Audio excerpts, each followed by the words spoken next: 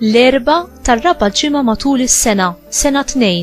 Qari mill-Evanġelju ta' San Mark, kapitlu 6, versi minn 1 sa 6.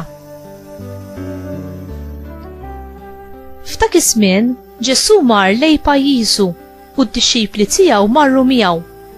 Meta wasal is-sibt, daħal jgħallem fis-sinagoga u l-ħafna li semgħuh bdew jistaġbu u jgħidu: Minejn kisbu dan kollu?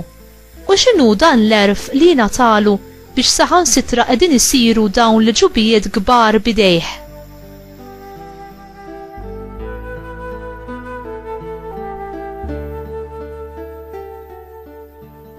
Dan mhuwiex il-mastru Daxxa bin Marija u Ġagbu u Ġosè u Ġuda u Xmun?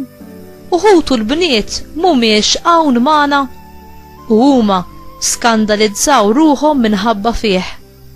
Għalilhom Ġesu: ebda profeta ma hu bla ġieħ jekk mhux f'pajjiżu u f'post rabatu u f'daru stess.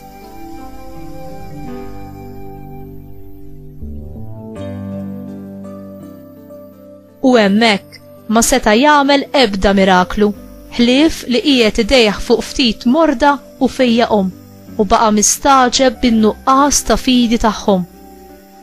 Il-kelma tal-mulej, tifħir lilek Kristu.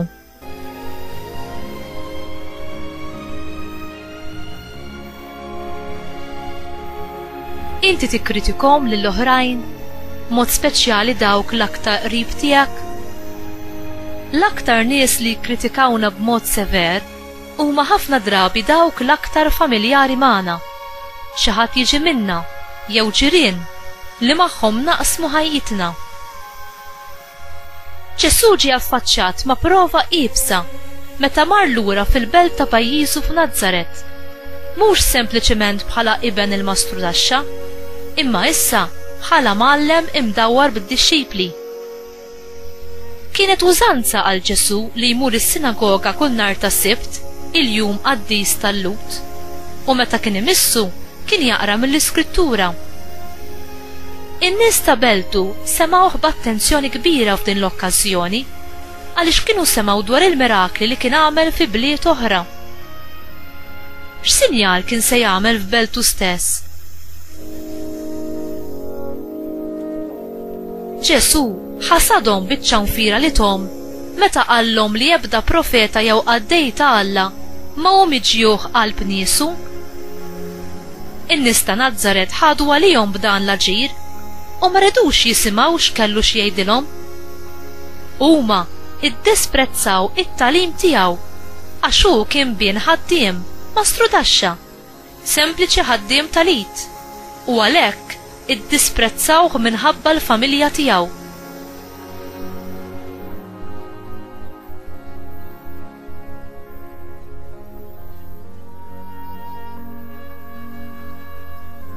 Kemm drabi il-familjarità twassal għal nuqqas ta' rispett żbaljat fl-oħrajn. Ġesu ma seta' jagħmel l-ebda manifestazzjoni tal-qawwa tiegħu fosthom għax qalbhom kienet qiebsa u magħluqa bin-nuqqas ta' twemmin fih. Jekk in-nies flimkien jasru l-bodu u jirrifjutaw li jifhmu, allura ma jaraw xejn ħlief il-punt tagħhom u ma jaslux li jħobbu u jaċċettaw lill-oħrajn. Inti malajr tieħu għalik u toffendi ruħek minħabba l-oħrajn?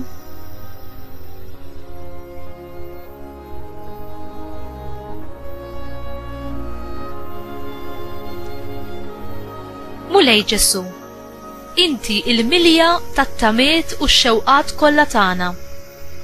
L-Ispirtu tiegħek jagħtina l-grazzi, il-verità, il-ħajja u l-libertà.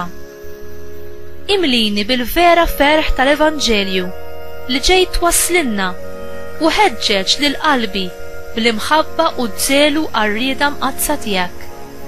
Amen.